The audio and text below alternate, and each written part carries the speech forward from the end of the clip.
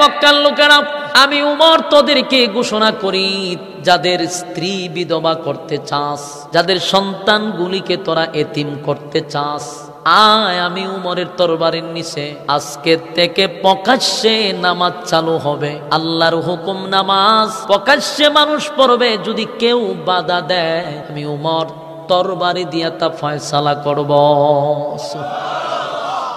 এর আগে এই বক্তব্য দেওয়া কারো সাহস ছিল না। আবু জাহেল ঘর থেকে বাহির হইছে, আবু জাহিল না তরবারি লইয়া। কে রে এত বড় বড় বক্তব্য দেয়? যখন তাকায়া দেখে হযরত ওমর বক্তব্য দেয়, আবু জাহেল দৌড় মাইরা ঘরের ভিতরে ঢুকছে। সাধারণ কেউ না, উমর কোন সাধারণ সাহাবী না, যে মক্কাতে মানুষ নামাজ পড়তে গেলে নির্যাতন করত। এমনকি আল্লাহর হাবিব খানায়ে কাবার সামনে যখন নামাজে নবী দাঁড়াইল, এই আবু জাহেল, উতবা, উতাইবা তারা নবীর সামনে আইসা টিটকারি মস্কারি শুরু করত, হাসি তামসা করত। আল্লাহর হাবিব যখন সেজদারত অবস্থায় গেছে, উকবা বলেন, একে পারবি মুহাম্মদের পিঠের উপরে উটের নারী বুড়িগুলা রেখে দিতি? নাউজুবিল্লাহ বাড়ি দিয়া। কিছু বেঈমানগুলি আমার নবীর পিঠের উপরে উটের নারী বুড়ি তুলে দিছে। আল্লাহর নবী সেজদার থেকে উঠতে পারে না। এমন অবস্থায় খলিফাতুল মুসলিমিন হযরত আবু বকর খানায়ে কাবার কাছে আইসা দেখে কতগুলো কাফের দাঁড়াইয়া মুস্কি মুস্কি হাসে, টিটকারি মস্কারি করে। আমার নবী সেজদায় গেছে রে, পিঠের উপরে উটের নারী বুড়ি। আবু বকর চোখের পানি ছেড়ে দিয়া আসছিল একটু সরায়া দেওয়ার জন্য। সাথে সাথে বেঈমানরা আবু বকরের উপরে হামলা করছে, আবু বকরকে রক্তাক্ত করছে, মারধর করছে। আবু বকর দৌড়াইয়া ফাতেমার কাছে গেছে। ফাতেমা তখন ছোট, গিয়া কয়, ফাতেমা তোমার আব্বা খানায়ে কাবার সামনে আল্লাহর কুদরতি পায়ে সেজদা দিতেছিল, বেঈমানগুলি পিঠের উপরে, আমার নবীর পিঠের উপরে নারী বুড়ি রেখে দিছে। ফাতেমা ছোট দৌড়াইয়া খানায়ে কাবার সামনে গেছে, গিয়া দেখে আল্লাহর হাবিব সেজদারত অবস্থায় পিঠের উপরে উটের নারী বুড়ি রেখে দিছে। ফাতেমা ছোট ছোট হাত দিয়া উটের নারী বুড়ি বাবার শরীর থেকে সরায়া দেয় আর কান্দে আর বলে, মক্কার মানুষেরা শোন, আমার আব্বা তোদের কি এমন ক্ষতি করলো রে? জীবনে কোনোদিন আমার আব্বা কারো দিকে চোখ রাঙ্গায়া তাকায় নাই, জীবনে কোনোদিন আমার আব্বা কাউরে গালি দেয় না, কারো ক্ষতি করে না। কেন রে আমার আব্বার উপরে এমন নির্যাতন তোরা করলি? উটের নারী বুড়ি সরায়া দেওয়ার সাথে সাথে আল্লাহর হাবিব সেজদার থেকে মাথা মোবারক তুইলা বসলেন। নবীর চেহারা মোবারকটা লাল হয়ে গেছে। দীর্ঘক্ষণ সময় নবী সেজদারত ছিলেন। আল্লাহর নবী নামাজ শেষ করে দুইটা হাত উত্তোলন করে বলেন, মালিক, আমারে খানায়ে কাবার সামনে আমি তোমার কুদরতি পায়ে সেজদায় গেছি। আল্লাহ, আমি তোমার ইবাদতে ছিলাম, ঠিক এই মুহূর্তে আমার পিঠের উপরে নাপাক নারী বুড়ি পর্যন্ত তারা রেখে দিল।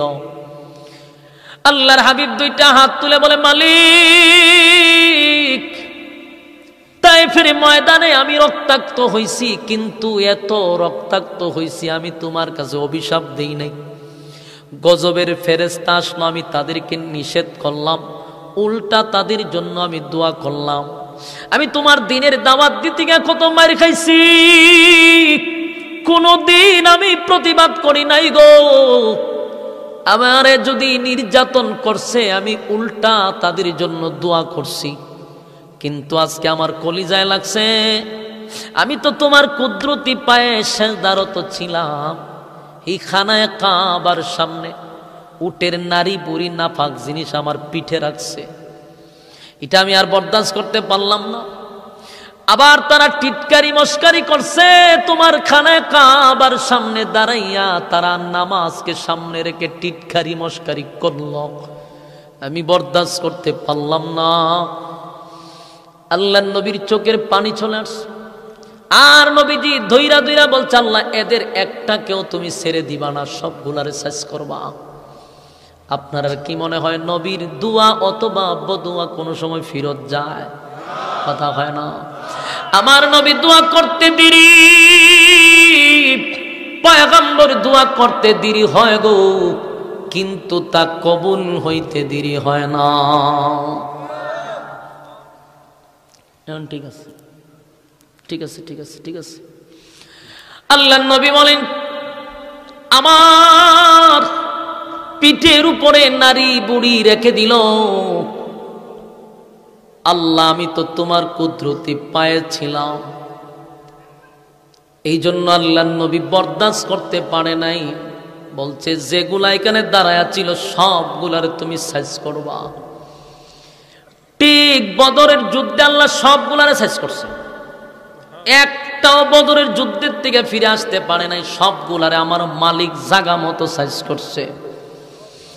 আমার যুবক ভাইরা, নামাজ প্রকাশ্যে পড়া যেত না, বেঈমানের বাচ্চাগুনি নামাজের মধ্যে আক্রমণ করত, নির্যাতন করত, আমার নবীর গলার মধ্যে ফাঁস পর্যন্ত লাগায়া দিত।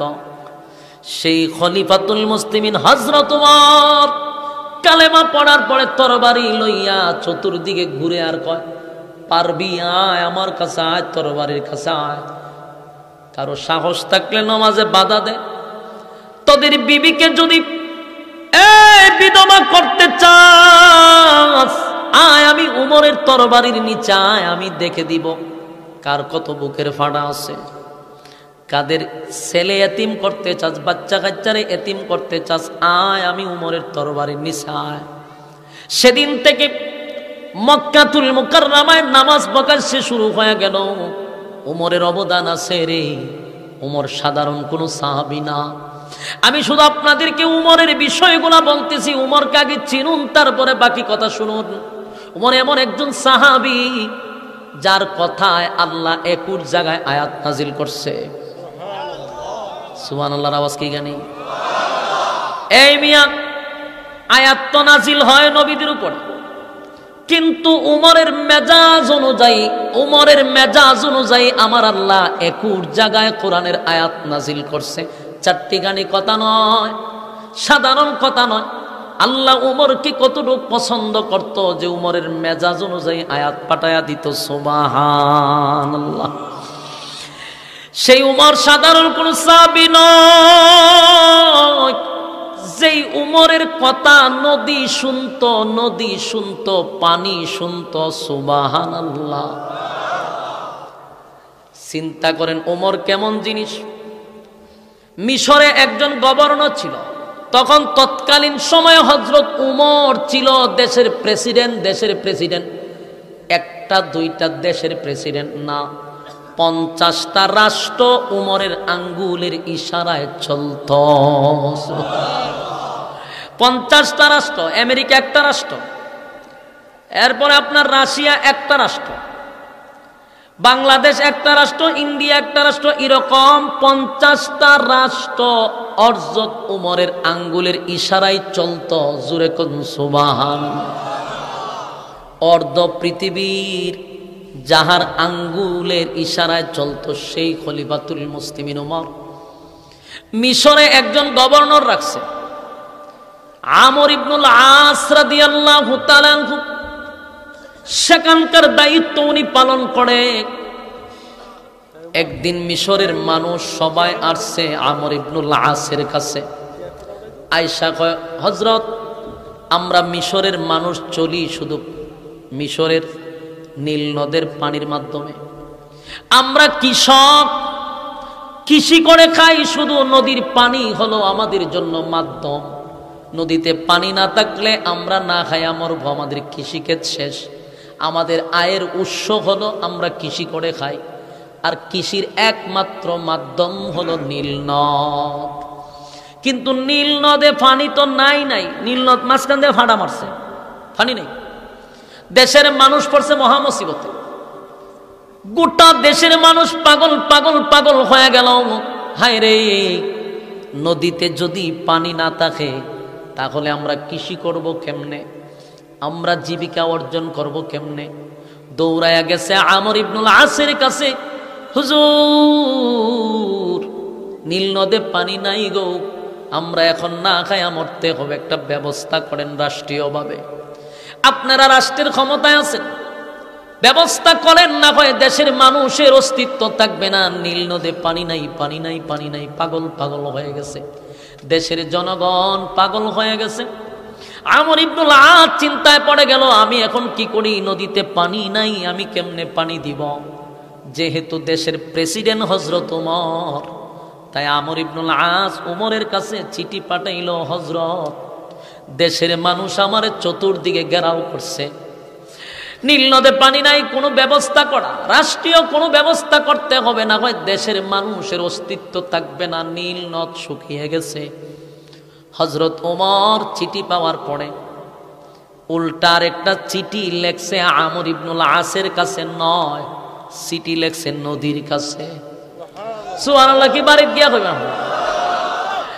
চিন্তা করেন, চিঠি লেখছে নদীর কাছে। চিঠিটা কি লেখছে? এই নীল নদ, আল্লাহ তোরে বানাইছে আমাদের গোলামির জন্য, তোরে বানাইছে আমার গোলামি করার জন্য। নদী আমাদের গোলামি করে, সূর্য আমাদের গোলামি করে, চন্দ্র আমাদের গোলামি করে, কুল কায়নাত মানুষের গোলামি করে, আর মানুষকে বানাইছে আল্লাহর গোলামির জন্য। আমার যুবক ভাইরা, এই মালিক বলে বলল,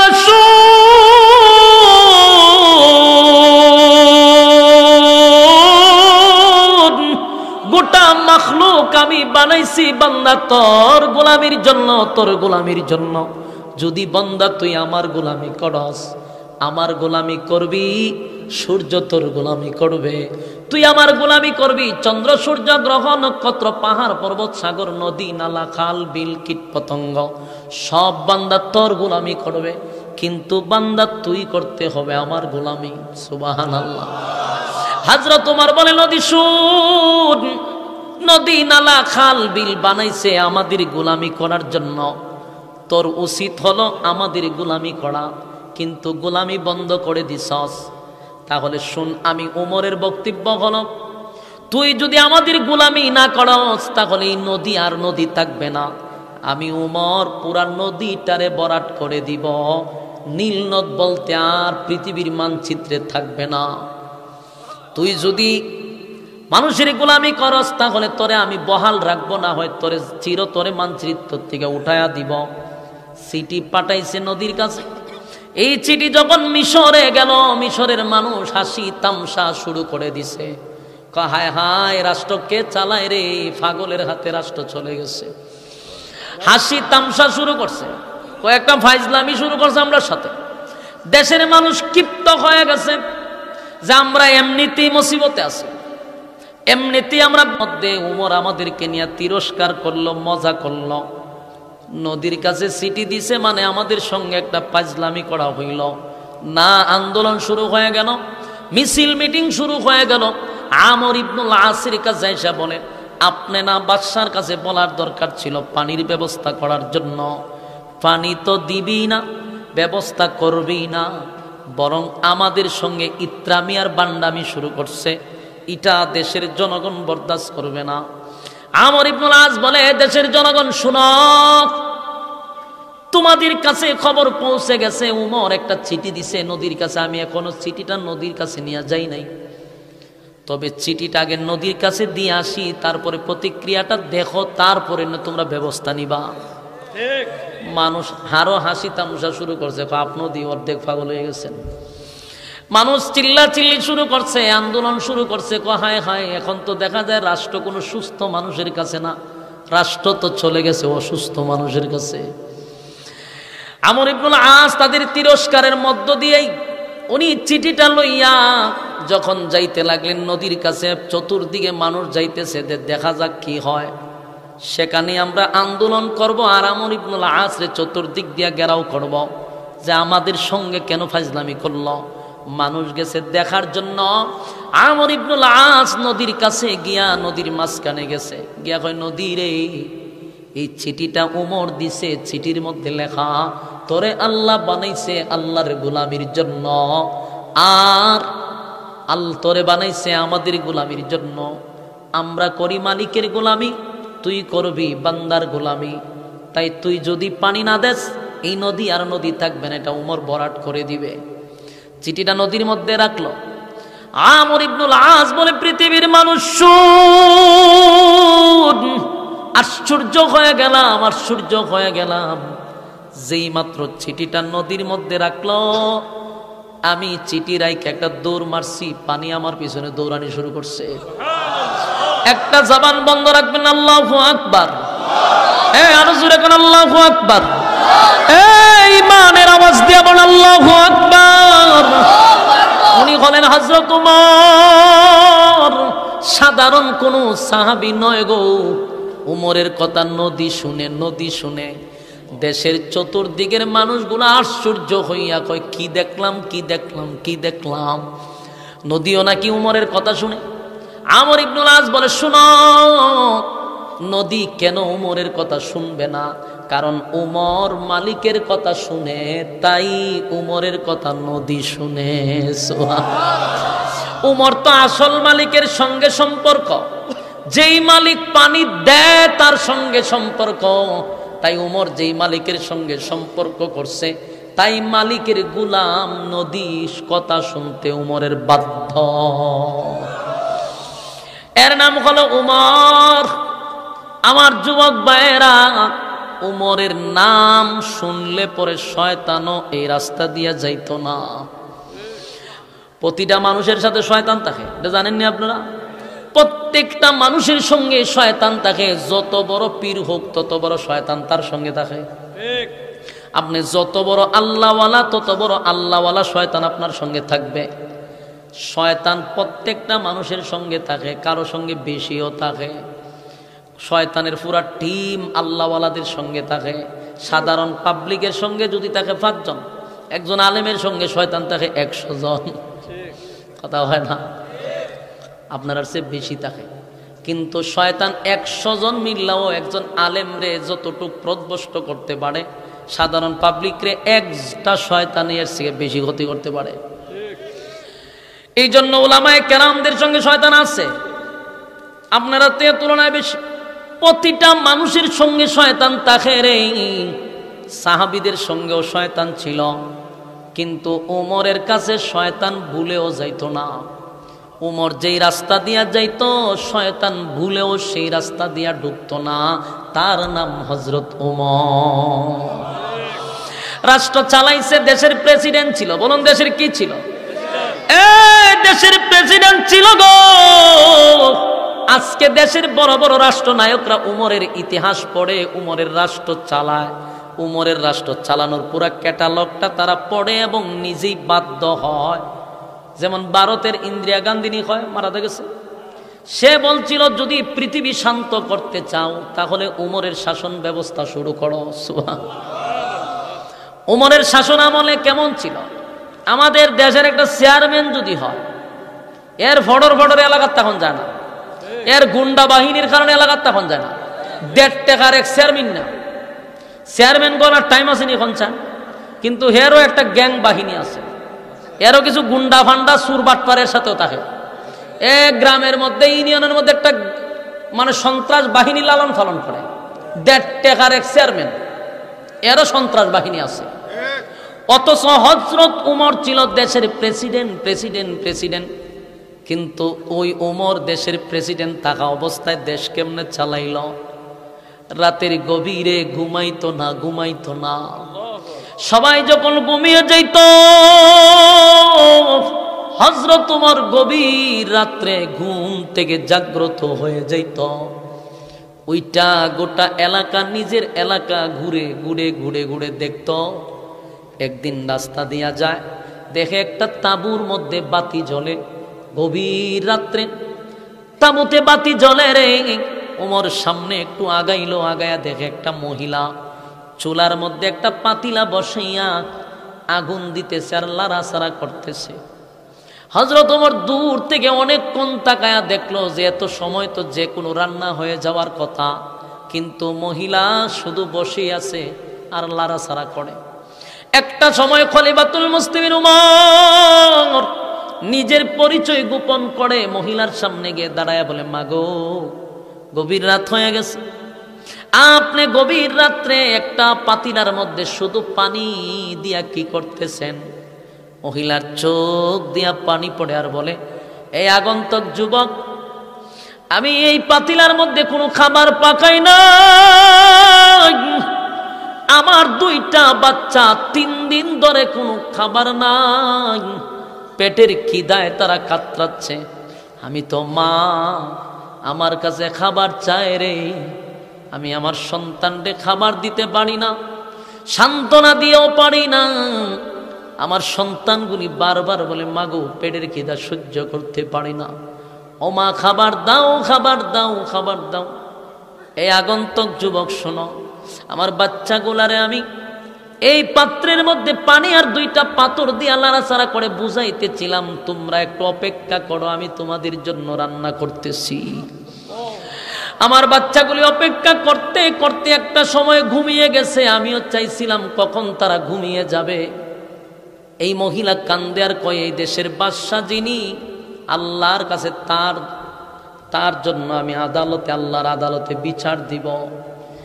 এই বাদশা যিনি, এই রাজ্যের বাদশা যিনি, খলিফাতুল মুসলিমিন উমর যিনি, তার নামে আল্লাহর আদালতে আমি নালিশ করব। আমি না খাইয়া, আমার সন্তানগুলি না খেয়ে 3 দিন ধরে আমি উপাস।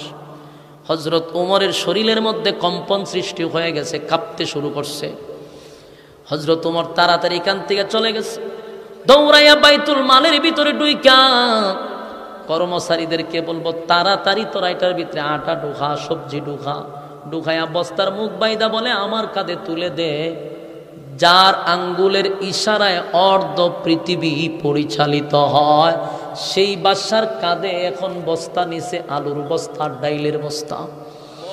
কর্মচারী বলে, হুজুর আমি আপনার পাশে আছি, কাঁধে আমার কাঁধে দেন, বলেন আপনি কোথায় নিয়ে যাবেন। হযরত ওমর কয়, আমার কাজ আমারে করতে দে, কিয়ামতের মাঠে আমার কবরে তুই যাবি না, আমার শাস্তি তুই বুক করবি না। আমার আলুর বস্তা, আটার বস্তা আমার কাঁধে দে।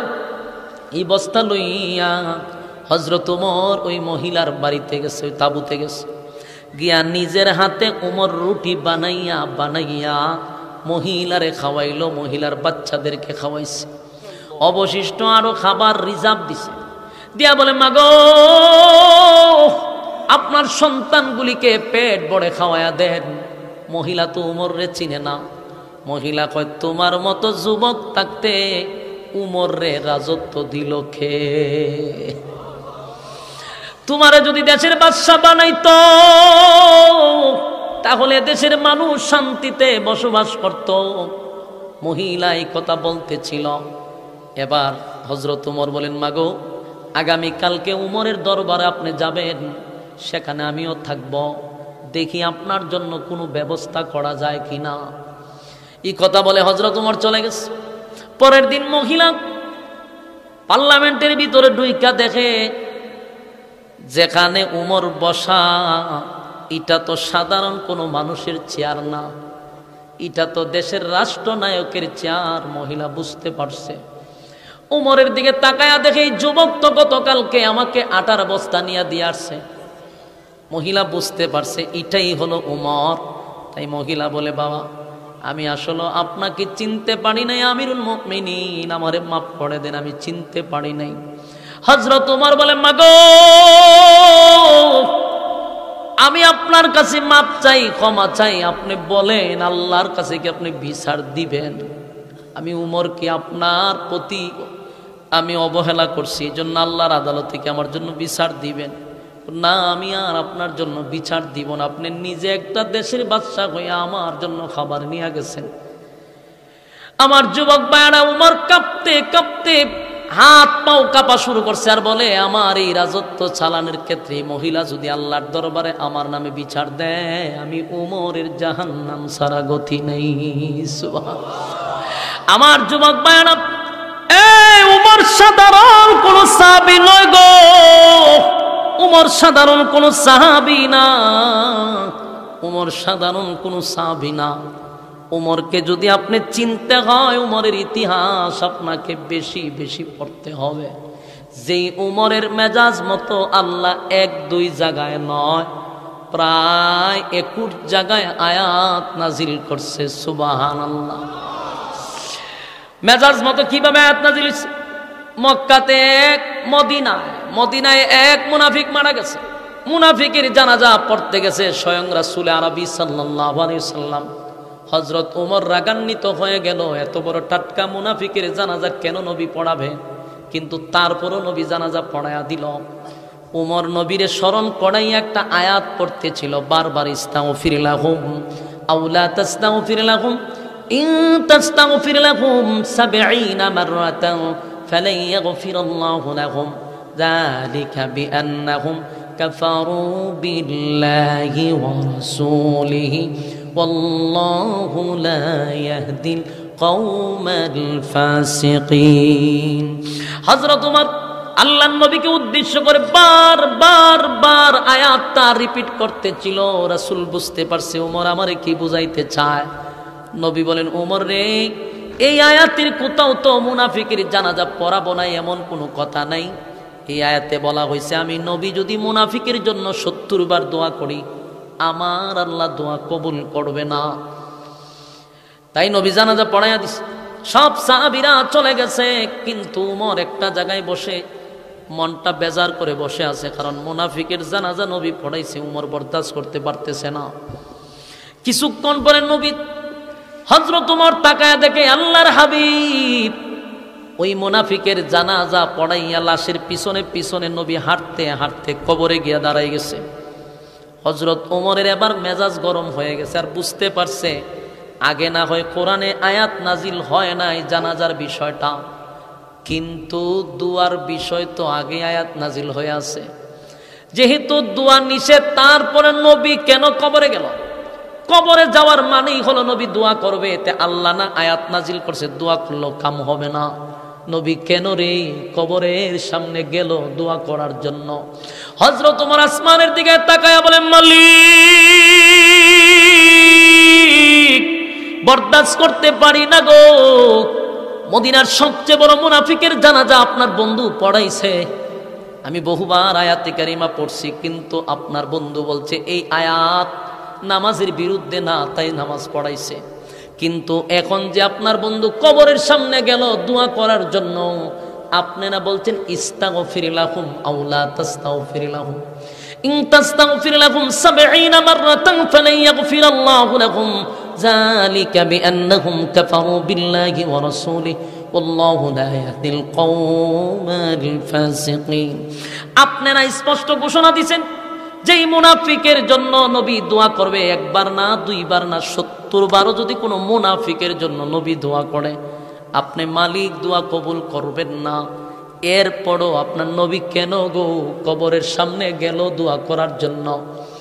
হযরত ওমর বারবার আসমানের দিকে তাকায়, বারবার আসমানের দিকে তাকায় আর বলে, আল্লাহ আমি বরদাস্ত করতে পারতেছি না।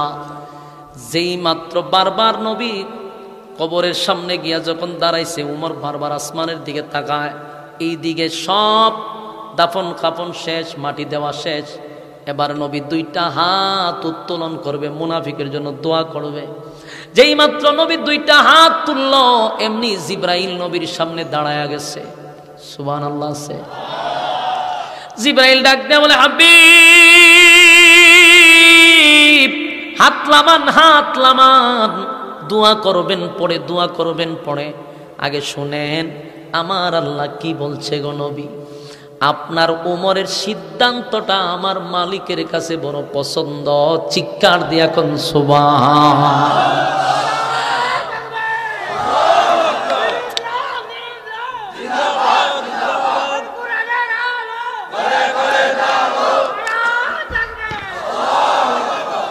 উমরের সিদ্ধান্ত কার কাছে পছন্দ?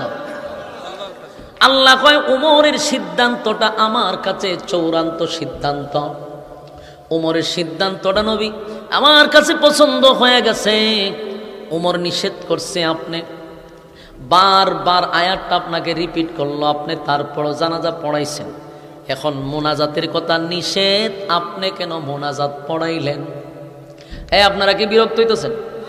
আর সর্বোচ্চ 10 মিনিট এতক্ষণ বইলেন, আর 10 মিনিট বইলে কি আপনার উপরে কোনো সমস্যা হইব? এই লড়াচড়া করে তো মন ভেঙে দিতেছেন। এমনি শ্রোতা কম, আবার শুরু করছেন উড়াউড়ি। না সাইরা দিতা, সাইরা দিলে ডাবল সুবিধা, অসুবিধা নাই। কিন্তু আপনারা লড়লে বুঝুন দেবো আমি সাইরা দিতে হইব। আর 10টা মিনিট মনোযোগ দিয়া শুনেন। এখনো কিন্তু সূরা নিসার 65 নম্বরের আয়াতের ঘটনা বলেই নাই, ইয়াদ আসেনি? এখনো কিন্তু সেখানে যাই নাই। তো আপনারা যদি একটু গুছাইল না বসেন তাহলে যাবো কেমনে? একটু মনোযোগ দিয়া শুনেন, একটু মনোযোগ দিয়া শুনেন। হযরত ওমর আসমানের দিকে তাকায়, আল্লাহ রাব্বুল আলামিন জিবরাইল পাঠায়া দিছে। জিবরাইল বলে, নবী গো, আপনার ওমরের সিদ্ধান্তটা মালিক যে বড় পছন্দ করছে।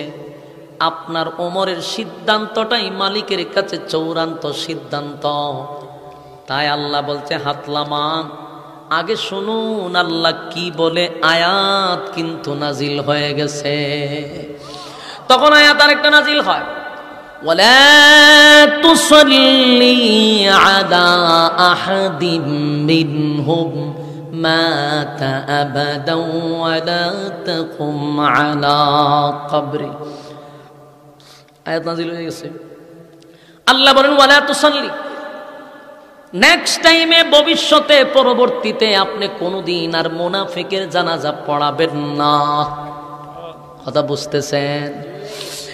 নবী কিন্তু জানাজা পড়াইছিল মুনাফিকের, কিন্তু আল্লাহ এখন এক আয়াত নাজিল করে চিরস্থায়ী এটার সমাধান হয়ে গেল। আর কোনোদিন মুনাফিকের জানাজা কেউ পড়াইতে পারবে না। হয় কথা কই না কেন? আপনারা কি মুনাফিকের জানাজায় শরীক হবেন? মুনাফিকের জানাজা পড়বেন? যেই মৌলবী মুনাফিকের জানাজা পড়াবে তার পিছনে নামাজ পড়বেন না আর কোনোদিন। কেন? যেই মৌলবী মুনাফিকের জানাজা পড়াবে সে নিজেই আল্লাহর এই আয়াতকে অস্বীকার করছে। আর আল্লাহর আয়াতের একটা অক্ষরকে অস্বীকার করলে নিঃসন্দেহে সে কাফের। কাফেরের পিছনে নামাজ পড়া যাবে? সাবধান, মুনাফিকের জানাজা পড়া যাবে না। স্পষ্ট কথা। কার কথা?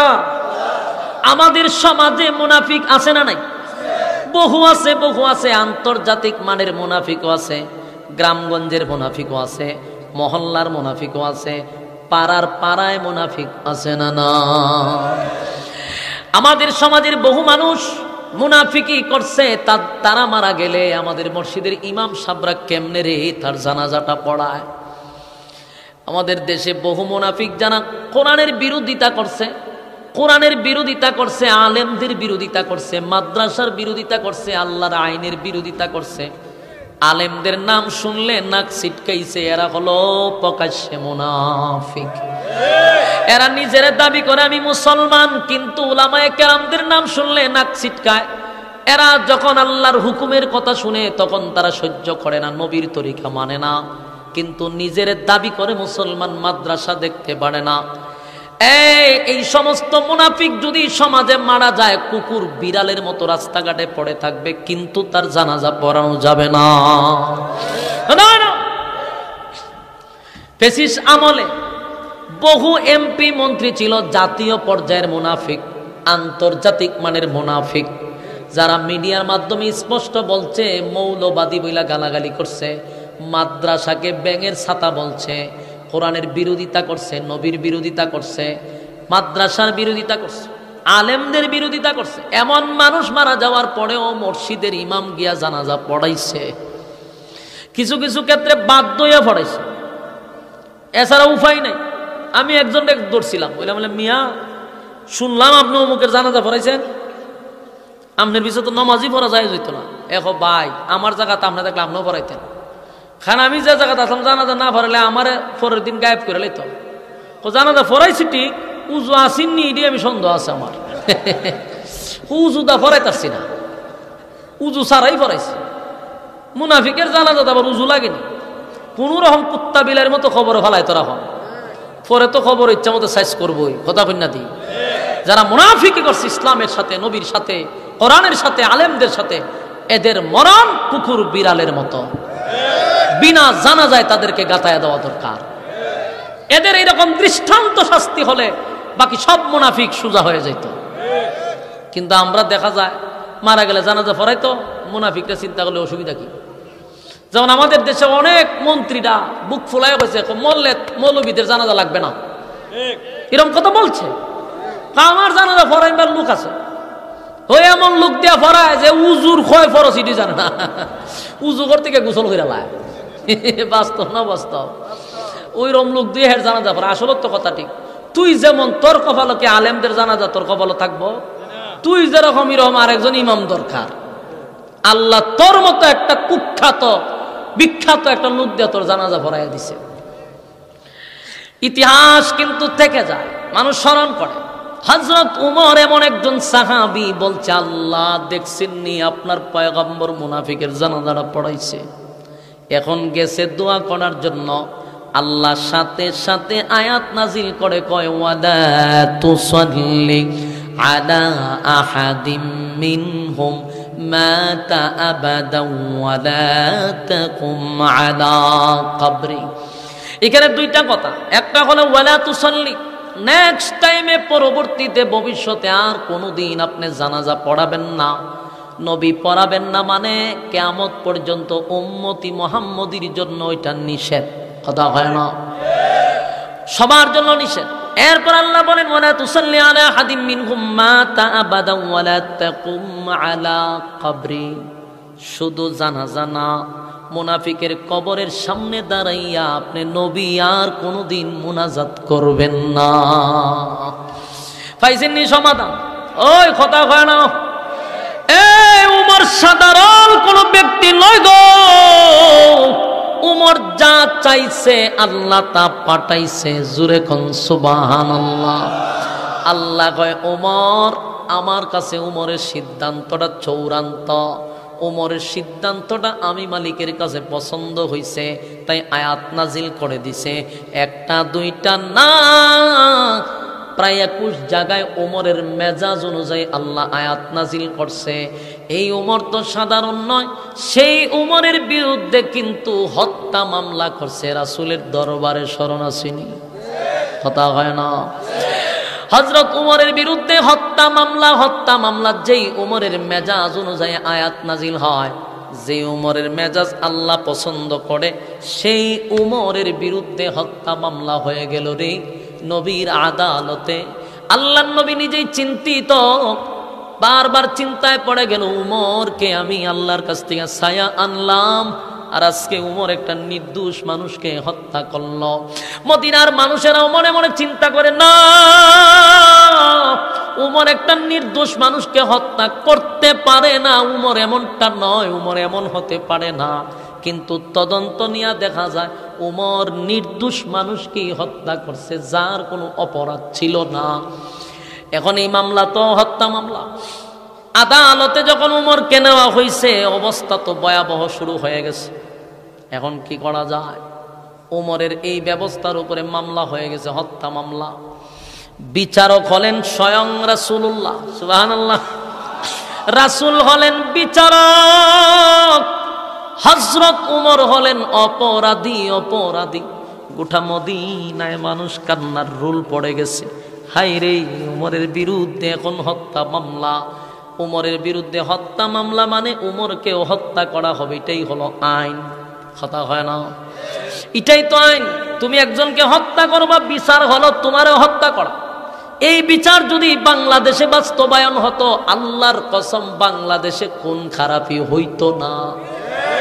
আর এখন বর্তমানে দেখেন, কুকুর বিড়ালের রক্তের দাম আছে, মানুষের রক্তের দাম নাই। কারণ একজনে খুন করলে তার সর্বোচ্চ শাস্তি হলো 5-6 মাস, আবার বাইরে আইসা পড়ে চিন্তা করে, আরে মাইরা আমি 1 বছর জেল খাটাবো, অসুবিধা কি? যদি মৃত্যুদণ্ড হইতো তাহলে একটা মানুষকে হত্যা করার আগে চিন্তা করতো আমারও তো মরণ লাগবো, তাই মানুষ আর খুন খারাপি করতো না। আমার যুবক ভাইরা, হাবিবে কিবরিয়া হলো দেশের রাষ্ট্রনায়ক গো। পয়গম্বরের বিরুদ্ধে হত্যা মামলা। গোটা মদিনায় কান্নার রুল পড়ে গেছে, মানুষ উমরের জন্য কান্দে, নবী নিজেও পেরেশানির মধ্যে পড়ে গেছে।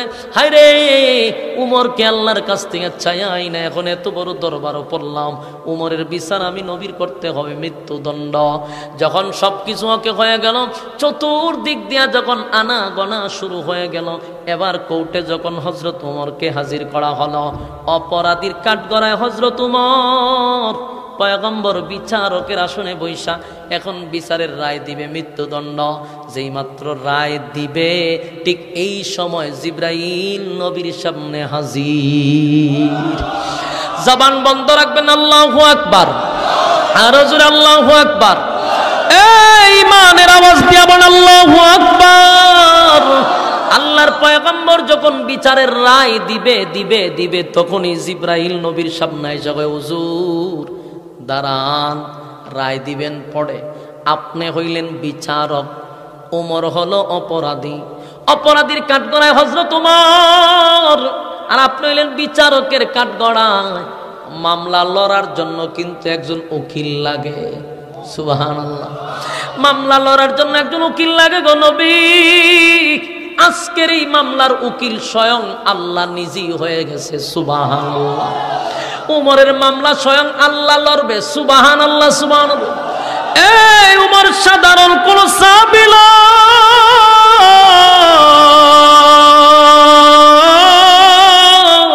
যার মামলা আল্লাহ নিজে লড়ে রে। আল্লাহ কয় আমি উমরের মামলা লড়ব উকিল হয়ে। আপনি বিচারক, উমর আসামি, আমি আল্লাহ উকিল। এবার আল্লাহ যদি মামলা লড়ে, বলুন তো মামলায় জিতবে কে? এবার মামলার লড়বে আল্লাহ। আল্লাহ তখন বলে, হাবিব বিচারকের আসনে বসে উমরকে রায় দিবেন। গোটা মদিনায় জানে উমর নির্দোষ মানুষকে হত্যা করছে, বিচারের তদন্তে বাহির হয়ে আসছে উমর নির্দোষ মানুষকে হত্যা করছে গো নবী। কিন্তু আমি আল্লাহ যা জানি, আপনি নবী তা জানেন না। আমি আল্লাহ জানি উমর অপরাধী না নির্দোষ, আমি আল্লাহ জানি। তখন আমার আল্লাহ উমরের পক্ষে উকিল হইয়া যেই সূরার আয়াত নাজিল করে, এটা হলো সূরা নিসার 65 নম্বর আয়াত। আমি আপনাদের সামনে যে আয়াতে কারিমা তেলাওয়াত করছি, সূরা নিসার 65 নম্বর আয়াতটা তখন এই ঘটনারে কেন্দ্র করে চিরস্থায়ী সমাধান দেওয়ার জন্য আল্লাহ নিজে উকিল হইয়া আল্লাহ তখন এই আয়াত নাজিল করে বলে, ফালা ওয়া রাব্বিকা লা ইউমিনুনা হাত্তা ইউহাক্কিমুকা ফীমা শাজারা বাইনাহুম সুম্মা লা ইয়াজিদু ফী আনফুসিহিম হারাজাম মিম্মা কাদাইতা ওয়া লিমু তাসলিমা। এই আয়াতে কারিমা নাজিল হয়ে আল্লাহ বলেন, ফালা ওয়া রাব্বিকা, ফালা ওয়া রাব্বিকা। আল্লাহ এই আয়াতের শুরুতে কসম করে, ফালা ওয়া রাব্বিকা, আপনার রবের কসম। ও আল্লাহর পয়গম্বর,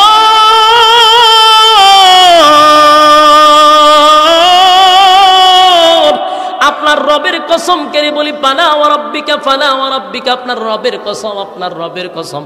ওমর নির্দোষ কোন মানুষকে হত্যা করে নাই। চিৎকার দিয়া কোন সুবহান। আল্লাহ কয় নির্দোষ মানুষকে হত্যা করে না, অথচ গোটা মদিনায় লারা পড়ে গেছে রে, ওমর একটা নির্দোষ মানুষকে হত্যা করছে। আল্লাহ উকিল হইয়া বলে, আপনার রবের কসম, ওমর কোনো নির্দোষ মানুষকে হত্যা করে নাই। ওমর যেই লোকটারে হত্যা করছে সে মূলত কোনো মুসলমানই ছিল না, সে ছিল একটা মুনাফিক। কথা হয় না? সে কি ছিল? আল্লাহ কয় সে ছিল মুনাফিক। মাথায় ছিল পাগড়ি, মুখে ছিল দাড়ি, পরনে ছিল জামা জুব্বা, দেখতে বোঝা যায় মক্কার ইমাম, ভিতরে হুদ্দা শয়তানি। দেখতে তো আল্লাহ ওয়ালাই বোঝা যায়, কিন্তু ওখানের কথা ওখানে, ওখানের কথা ওখানে, এটা লাগায় ওখানে লাগায়, কাউরে শান্তিতে থাকতে দেয় না। এমন লোক সমাজে আছে না? ঠিক ওই লোকটা ছিল মানুষের সামনে বলতো আমি একজন মুসলমান, আসলে সে মুসলমান ছিল না, সে ছিল মুনাফিক। আল্লাহ কয় ফালা ওয়া রাব্বিকা লা ইউমিনুনা হাত্তা ইউহাক্কিমুকা ফীমা শাজারা বাইনাহুম সুম্মা লা ইয়াজিদু ফী আনফুসিহিম হারাজাম মিম্মা কাদাইতা ওয়া ইউসাল্লিমু তাসলিমা। আবার নবীজি আপনার রবের কসম করে বলি, কোনো মুমিন ব্যক্তি আপনি বিচার করার পরে সেই কথা বলবে না যে আপনি নবীর বিচার পছন্দ হয় নাই। সে নিজের দাবি করত একজন মুসলমান, কিন্তু আপনি নবী যখন তার বিচারটা করে দিলেন, সে প্রকাশ্যে বলছে এই বিচার আমার পছন্দ হয় নাই। তাহলে একজন মুমিন কি নবীর বিচার যদি তার পছন্দ না হয়, সে কি মুসলমান? কথা বলুন। আমি আপনাদেরকে আঙ্গুল দিয়ে দৌড়াই দিই, এমন লোক আপনার ডাইনে বামে আছে। আমাদের সমাজ আছে নিজের দাবি করে মুসলমান, কিন্তু আল্লাহর হুকুম পালন করতে তার ভালো লাগে না। নিজের দাবি করে মুসলমান, নবীর তরিকায় জীবন যাপন করতে তার ভালো লাগে না। আল্লাহর আইন পছন্দ হয় না, নবীর তরিকা মানতে ভালো লাগে না। নিজের দাবি করে মুসলমান, বুঝতে হবে সেও ওই কাতারের মুনাফিক। কথা হয় না? আল্লাহ বলে বন্ধু, সে নিজের দাবি করে মুসলমান, অথচ আপনার বিচার করার পরে সে কয় পছন্দ হয় নাই। উমর তার রূপ বুঝতে পারছে, তাই উমর তারে হত্যা করছে। উমর নির্দোষ মানুষকে হত্যা করে নাই, একটা দোষী মানুষকে হত্যা করছে। দোষটা হলো সে নিজেরে কেন মুসলমান দাবি করে সমাজে ঘুরায়। সে যদি একজন ইয়াহুদি হইতো আর উমরের কাছে গিয়া বলতো নবীর বিচার পছন্দ হয় নাই, উমর তারে হত্যা করতো না। কারণ একজন ইয়াহুদির কাছে নবীর বিচার পছন্দ হবে না, এটাই স্বাভাবিক। একটা খ্রিস্টানের কাছে নবীর বিচার পছন্দ হবে না, এটাই স্বাভাবিক। একটা বিধর্মীর কাছে নবীর বিচার পছন্দ হবে না, এটাই স্বাভাবিক। কিন্তু একজন মানুষ যদি কয় আমি মুসলমান, আমার নবীর বিচার পছন্দ হয় না, বুঝতে হবে এখানে কোনো কারণ আছে। সে ইসলামের দুশমন, সে মুসলমানের দুশমন, আল্লাহর দুশমন, নবীর দুশমন। সে ইসলামের 12টা বাজানোর জন্য নিজের মুসলমান দাবি করে সমাজে চলে, মূলত তার ইসলাম ভালো লাগে না। উমর রোগ বুঝা এমন ভাইরাস জমিনে থাকলে সমস্যা, তাই উমর মুনাফিককে হত্যা করে ভাইরাস দূর করছে। উমর কোনো অপরাধ করে নাই। এই জন্য উমরকে বলা হয় উমরে ফারুক, সত্য মিথ্যার পার্থক্যকারী। সুবহানাল্লাহ। সে বুঝতে পারছে তার রূপটা কোথায়। তুই নিজের দাবি করস মুসলমান, আমার নবীর বিচার পছন্দ হয় না, তুই দাবি করলি কেন মুসলমান? এই সমাজে বেঁচে থাকার তোর কোনো অধিকার নাই। যদি ইহুদি ব্যক্তি বলতো আমার নবীর বিচার পছন্দ হয়েছে না, মেনে নিত, কারণ ইহুদির কাছে নবীর বিচার পছন্দ হবে না, এটাই তো স্বাভাবিক। কিন্তু মুসলমান হইয়া নবীর বিচার পছন্দ হয় না, তুই মুসলমান নয়, তুই মুসলমান বেশদারি মুনাফিক। কথা হয় না? এমন মুনাফিক আমাদের সমাজে আছে না নাই? এমন মুনাফিক যদি তাকে বুঝবেন, সেও ওই কাতারের মুনাফিক যারা নিজেরে বলে আমি মুসলমান, নবীর তরিকায় চলতে ভালো লাগে না, আল্লাহর হুকুম পালন করতে ভালো লাগে না। এরাও জাতির জন্য ভাইরাস। ইসলামিক আইন থাকতে তাদেরকে হত্যা করা হতো। নূরে ইরফানে मोहब्बत दिल में बर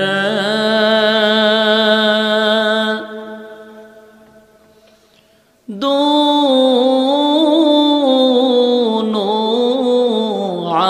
आलम से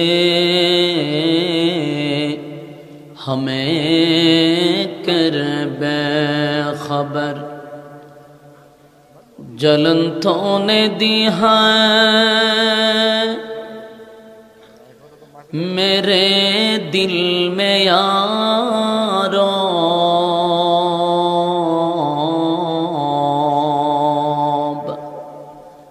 जलन की दवा अब फिला दे खुदाया सारे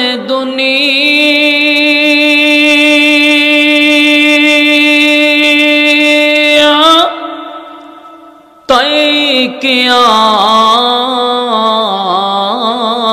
मैं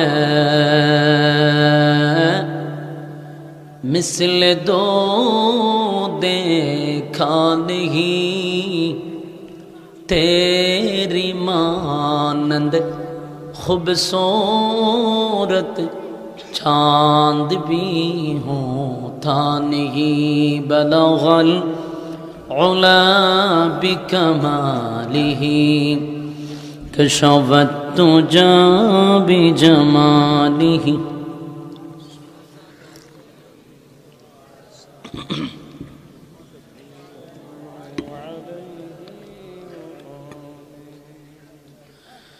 जिक्र बातिल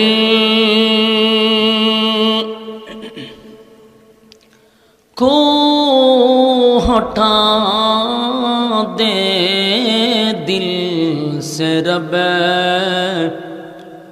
जिक्र में तेरे लगा दे रोज शाबिला इलाहा. শেষ দিতেছে, একটু কমান, আউটপুটে কমান. লা ইলাহা ইল্লাল্লাহ. আমি না বললে ধরবেন না. আমি কি বলছি বারবার কমার কথা? তাহলে ধরবেন না. লা ইলাহা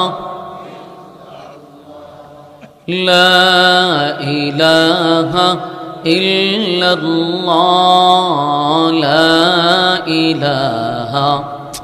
সাউন্ডটা লড়াইলিস এতক্ষণ ভালো ছিল না, কেন লড়া? আমি বলছি আপনারে, তৈরি ডিরম হয়েছে কেন? আবার ঠিক করেন, জায়গাটা নেন, পণ্ডিতি করেন. ইল্লাল্লাহ লা ইলাহা ইল্লাল্লাহ লা, ধরেন না, ঠিক আছে. লা ইলাহা ইল্লাল্লাহ মুহাম্মাদুর রাসূলুল্লাহ সাল্লাল্লাহু আলাইহি ওয়াসাল্লাম. আলহামদুলিল্লাহ, 60 সালা পূর্বপাড়া এলাকাবাসীর উদ্যোগে আয়োজিত আজকের এই বার্ষিক ওয়াজ ও দোয়ার মাহফিলের সম্মানিত সভাপতি হযরত মাওলানা মোহাম্মদ নিজাম উদ্দিন সাহেব দামাত বরকাতুহুম শেষ দিতেছে. আজকের মাহফিলের বিশেষ আকর্ষণ হিসাবে এতক্ষণ আপনাদের সামনে গুরুত্বপূর্ণ নসিহত পেশ করেছেন হযরত মাওলানা হাবিবুর রহমান মিসবা সাহেব, খতিব গাউসুল আজম জামের মসজিদ কুটি. ওয়াজ করেছেন হযরত মাওলানা আবু মুসা সাহেব, হযরত মাওলানা রফিকুল ইসলাম মুসা সাহেব, হযরত মাওলানা সাজিদুর রহমান সাহেব সহ দিগার হযরত উলামায়ে কেরাম, উপস্থিত আগত তরুণ যুবক ভাইয়েরা, মুরব্বিয়ান আযম, মাইকের আওয়াজ যতটুকু দূরে যায় অবস্থানরত পর্দানিশী মা ও বোনেরা, সকলকে আমার অন্তরস্থল থেকে জ্ঞাপন করছি মোবারক সপ্তগুণ শুকরিয়া আল্লাহ সুবহান মহিয়ান গরিয়ান সর্বশক্তিমান আল্লাহ পাকের জন্য, যিনি হাজারো মানুষের মাঝখান থেকে কিছু সংখ্যক মানুষকে সুস্থ অবস্থায় দ্বীনি মজলিসে বসার আসার তৌফিক দান করছেন. শুকরিয়া আদায় করছি আলহামদুলিল্লাহ. লক্ষ কোটি দুরুদ এবং সালাম আল্লাহর সৃষ্টির প্রধান আকর্ষণ জনাবে মুহাম্মদুর রাসূলুল্লাহ সাল্লাল্লাহু আলাইহি ওয়াসাল্লামের উপর. সম্মানিত সুধী, আপনারা আসতে পেরে বসতে পেরে খুশি না বেজার? উপস্থিতিতে বোঝা যায় আপনারা এখানে আসতে খুব কষ্ট হয়েছে এবং বৈশা থাকতে আপনাদের বিরক্ত লাগতেছে. তাহলে রাস্তাঘাটে দোকানপাটে অসংখ্য যুবক ভাইয়েরা অনর্থক অকারণে নিষ্প্রয়োজনে সময় যারা নষ্ট করতেছেন, বিনয়ের সাথে বলবো আপনারা প্যান্ডেলের ভিতরে চলে আসুন.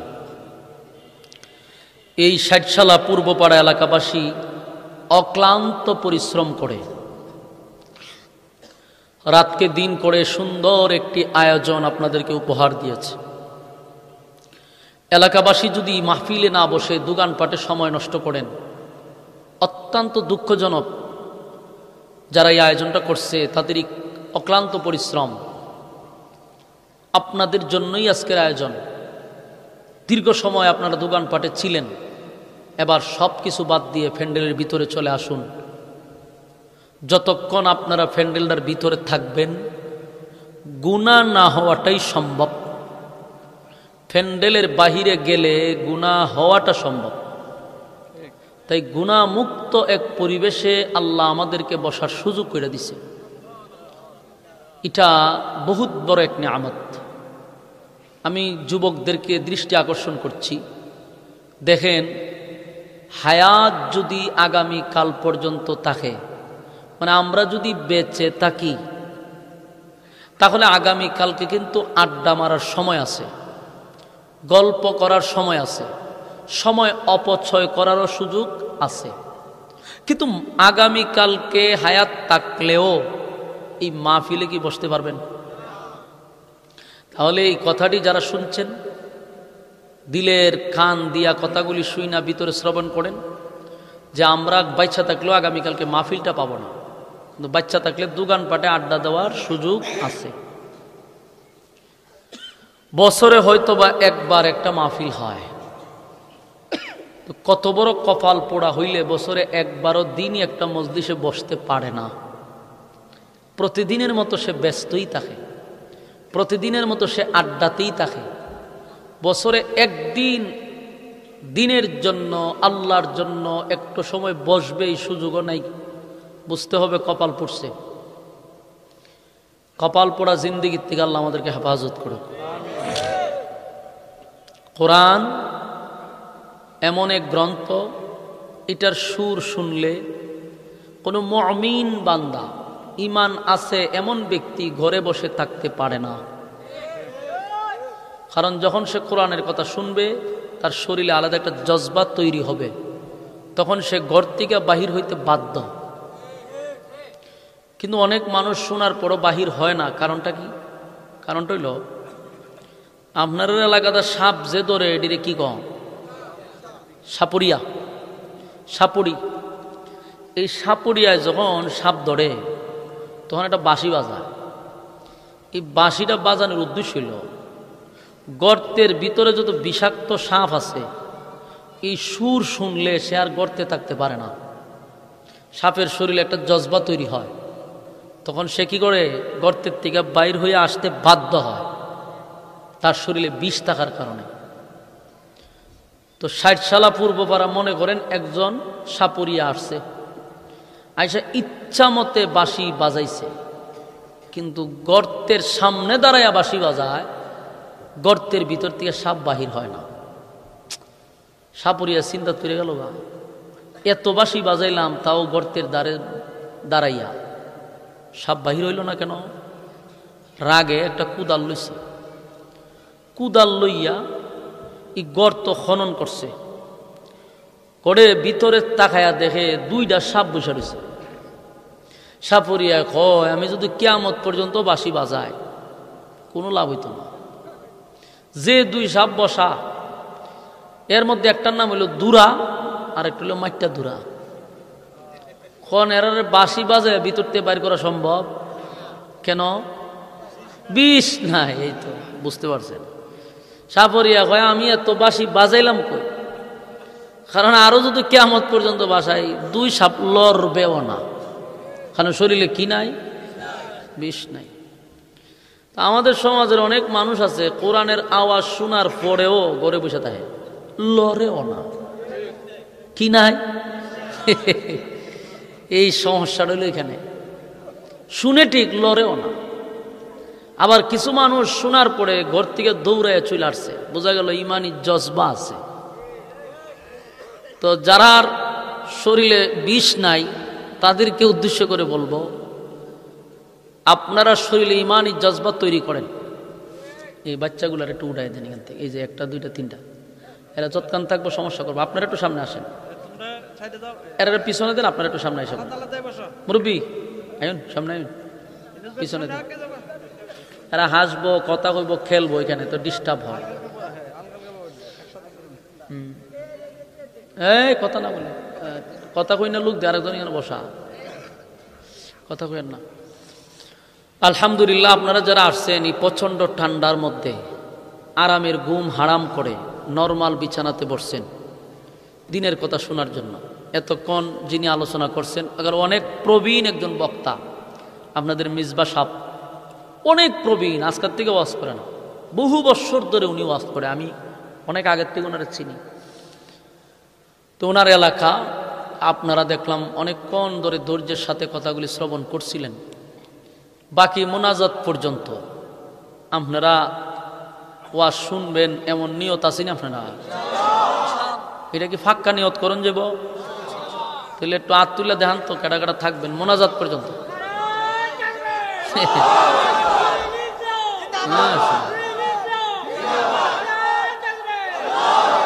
মাশাআল্লাহ, তাহলে আপনারা কি তো মোনাজাত পর্যন্ত থাকবেন নিয়ত? আচ্ছা, ওয়াদা বর খেলাপ করা এটা কিসের খাসলত? এই ওয়াজও জানেন? তো ওয়াজ দিয়ে বলতে আপনারা জানা আছে। ওয়াদা দিছেন মোনাজাত, এখন যদি কেউ উঠে কি হইয়া যাইব? তাহলে আমার দায়িত্ব কি? আমি যদি কেউ উঠে আমি খালি এতটুকু বলবো কে যায়, আপনারা সবাই বলবেন মুনাফিক যায়, ইজ্জত থাকবো নি? হেই মন বসে থাকেন, জাগা মতো আটকাইছি। উইটা গেলে একমাত্র প্রস্রাব, বাথরুম, সিগারেট, দুইটা তিনটা জিনিসের লেসুটি দেওয়া যেতে পারে। একজনের নেশা ধরছে সিগারেটের, করবো কি তা? দুইটা টান দিয়া ফালায় আবার এসা করতে হবে। খাওয়ার সুযোগ দিলাম, কারণ জটকাট এখন ওয়াজ করে এখনই আপনারা বিড়ি খাওয়া সারানো আমার দ্বারা সম্ভব না, এই জন্য আপনারা সুযোগ দিতেই হইব। এই জন্য আপনি বিড়ির নেশা ধরলে আপনি যাইবেন গিয়ে দুইটা টান দিয়া আবার আয়া করবেন, ইগানে বইয়ে টান দেওয়া যেত না। তাহলে জীবনের লেগে বিড়ি খাওয়া আপনার বন্ধুই যাবো। আল্লাহ আমাদেরকে মোনাজাত পর্যন্ত তাকার তৌফিক দান করুক, আমিন।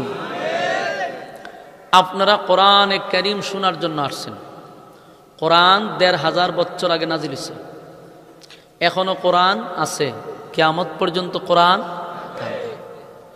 ১৫০০ বছরের ভিতরে বলুন তো দেখি, আজ পর্যন্ত কোরআনের শব্দ তো দূরের কথা, একটা অক্ষর, একটা নক্তা, একটা জবর, একটা জের আজ পর্যন্ত পরিবর্তন হয়েছে? সুবহানাল্লাহ। এটাই হলো কোরআনের সবচেয়ে বড় মুআজিজা, সবচেয়ে বড় মুআজিজা। ১৫০০ বছর কোরআনের বয়স, আজ পর্যন্ত একটা অক্ষর এদিক সেদিক হয় নাই। কারণ কি জানেননি? কারণ হলো কোরআনের দায়িত্ব কোনো মানুষের হাতে না, দায়িত্ব কার হাতে? হেফাজতের দায়িত্ব মানুষের হাতে। যদি কোরআনের দায়িত্বটা দিত, মনে করেন যে কইতো যে পৃথিবীর রাজা বাদশার হাতে কোরআনের দায়িত্ব দিয়ে দিলাম, এই সিস্টেমটা যদি আল্লাহ করে দিত, তাহলে ২০২৪ সালে আপনি কোরআন পাইতেন। এতদিনে বিসমিল্লাহর বাও পাইতেন না, গায়েব হয়ে যেত গা।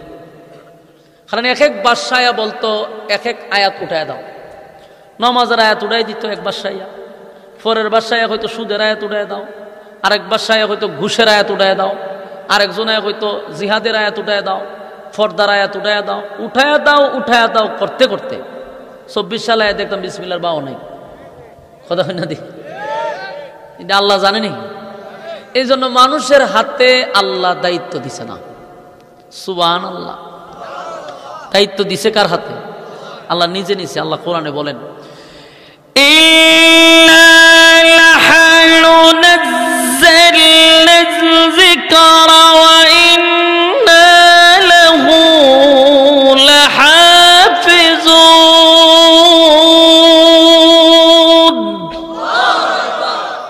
নাজিল করছে আল্লাহ, হেফাজতের দায়িত্ব নিছে আল্লাহ।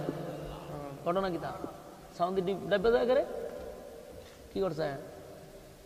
খাই লেবেন তো, গলা খাই একু মানে হালকা একু দেন। সাউন্ড ডাব্বা যায় কেন? ডাব্বা যায় কেন? আল্লাহ বলেন, ইন্না নাহনু নাযালনা যিকরা ওয়া ইন্না লাহু লাহাফিজুন। কোরআন আমি নাজিল করছি, তার হেফাজতের দায়িত্ব কে নিছে?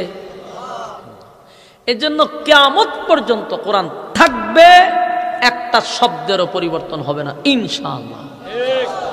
গেল এক। ২ নম্বর, পৃথিবীতে হাজার হাজার গ্রন্থ আছে, ১০০ বছর ২০০ বছর গেলে পরে রাইটার আর তালাশ করে পাওয়া যায় না। কিন্তু ১৫০০ বছরের ভিতরে এদিক সেদিকই নাই।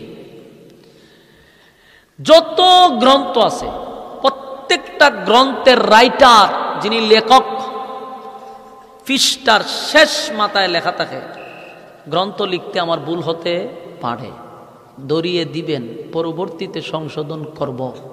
এটা রাইটারের বক্তব্য। পাইছেন না আপনার এরকম? আমি এখনো দেখছি লেখা থাকে এবং নাম্বার সহ দেওয়া থাকে। এখন বলে যে আমার এই গ্রন্থটি লিখতে ভুল হইতে পারে, তার মানে রাইটার দুর্বল। পৃথিবীর যত বড় রাইটারই হোক এই কথা বলতে বাধ্য যে আমার ভুল হতে পারে, দুর্বলতা, সংশোধন করব, ধরিয়ে দিবেন, রাইটারের বক্তব্য।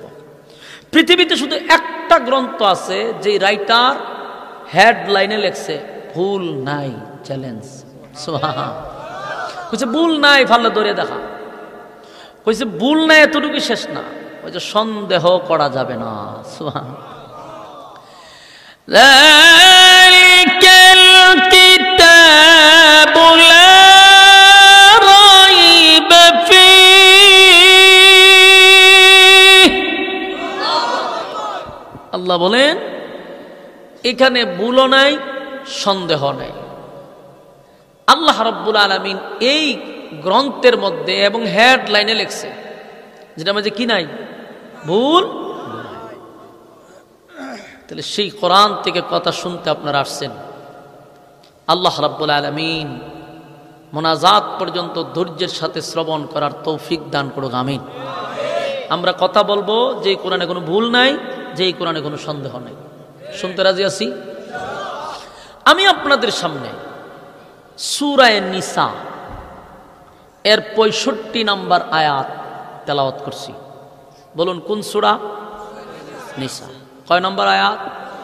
65 নম্বর আয়াত তেলাওয়াত করছি। এই আয়াতটা নাজিল হয়েছে হিজরতের পরে, তার মানে এটা মাদানী সূরা। এই আয়াতটা যে নাজিল হয়েছে এটা একটা ঘটনারে কেন্দ্র করে নাজিল হয়েছে এবং এটার একটা চিরস্থায়ী সমাধান দেওয়ার জন্য আল্লাহ নাজিল করছে। তাহলে ঘটনাটা কি ঘটলো আর চিরস্থায়ী সমাধানটা কি হইল, এই বিষয়টা শেষ পর্যন্ত বসে থাকলে আপনি পুরাটা ক্লিয়ার শুইনা বাড়ি যেতে পারবেন ইনশাআল্লাহ। কেন নাজিল হলো, প্রথম পয়েন্টগুলা এখন থেকে একটু স্মরণ রাখবেন, তাহলে লাস্টে যখন আমি আলোচনা শেষ করবো আপনার একেবারে ক্লিয়ার বুঝে আসবে যে আলোচনাটা কোথার থেকে শুরু হয়েছিল এবং কোথায় গিয়ে আলোচনাটা শেষ হয়েছে। এই জন্য ভূমিকা মনোযোগ দেওয়া দরকার। একটা ঘটনারে কেন্দ্র কইরা এবং একটা বিশাল সমস্যার সমাধান দেওয়ার জন্য আল্লাহ এই সূরার 65 নম্বর আয়াত নাজিল করছে। এখন আসুন ঘটনাটা কিভাবে ঘটল। মদিনাতে দুইজন ব্যক্তি লাগছে ঝগড়া, একজন ইহুদি আর একজন লম্বা পাঞ্জাবিওয়ালা, দাড়িওয়ালা, টুপিওয়ালা, নিজের দাবি করে আমি একজন মুসলমান। আরেকজন ব্যক্তি প্রকাশ্যে ইহুদি।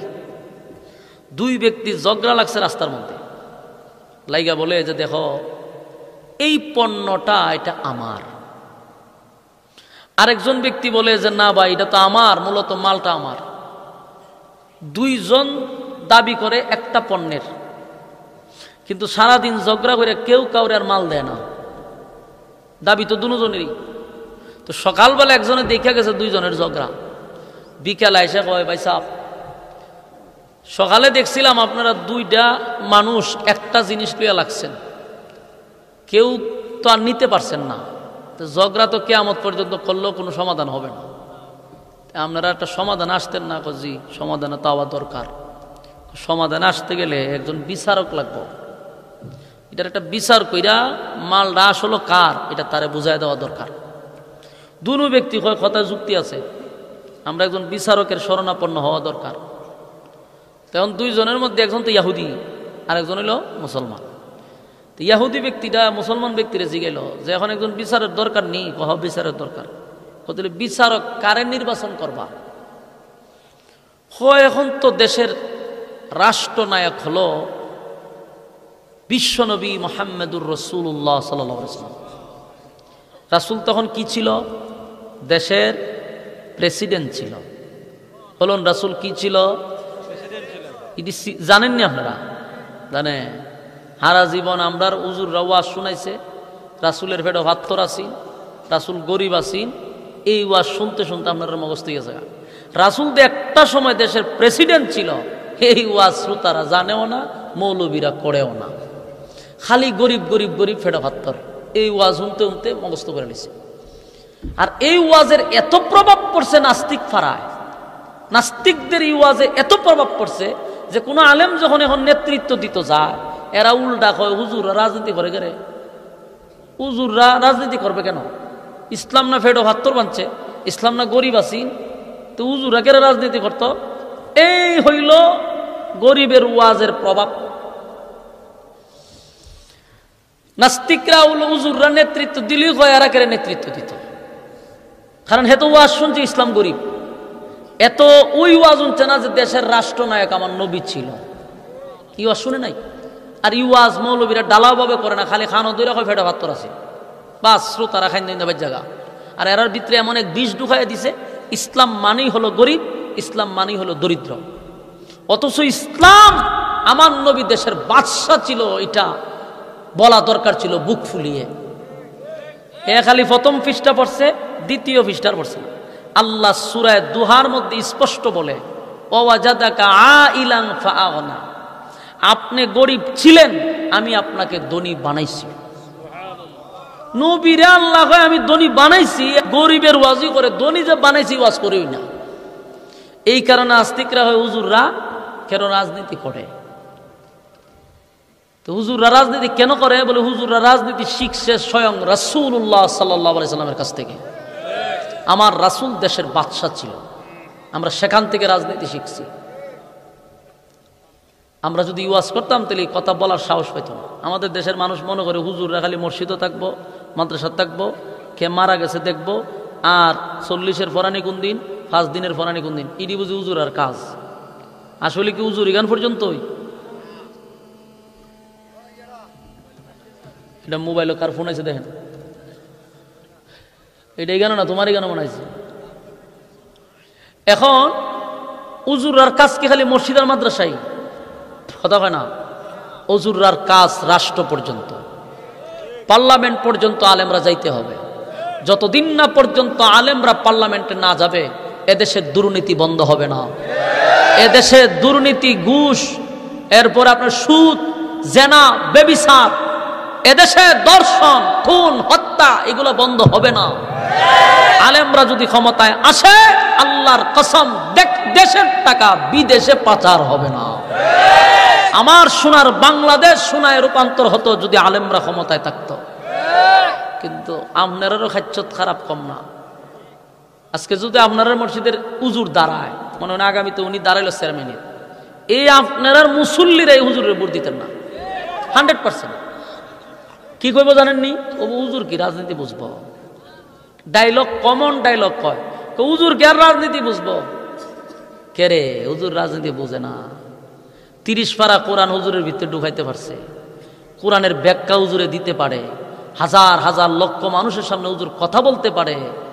আর হুজুর বুঝি 1.5 টাকার রাজনীতি বুঝে না। মূল ঘটনা তো এখানে না, মূল ঘটনা হলো হুজুর যদি 4 মিনিট দাঁড়ায়, তাহলে তো সুরের ঘরের সুরও বলতে গম চুরি করতে পারবে না, দান চুরি করতে পারবে না, তেল চুরি করতে পারবে না, দুর্নীতি করতে পারবে না, রডের বদলা বাঁশ দিতে পারবে না। এই জন্য আলেমকে নেতৃত্ব দিতে চায় না, যে দিলে আমরা খামো গীতা, বাটপারি, চিটারি, ছান্দা কমনে করো।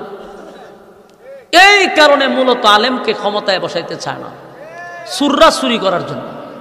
কিন্তু হুজুর রাজনীতি বোঝে, সারা দেশ বোঝায়। তুমি যারা নেতা মানো, বসাওই কেন? 10 মিনিট আমি কথা বলবো, 10 মিনিট তোমার নেতায় কথা বলবো, দেখবা কয়বার তার টুডে মুখে লাগে।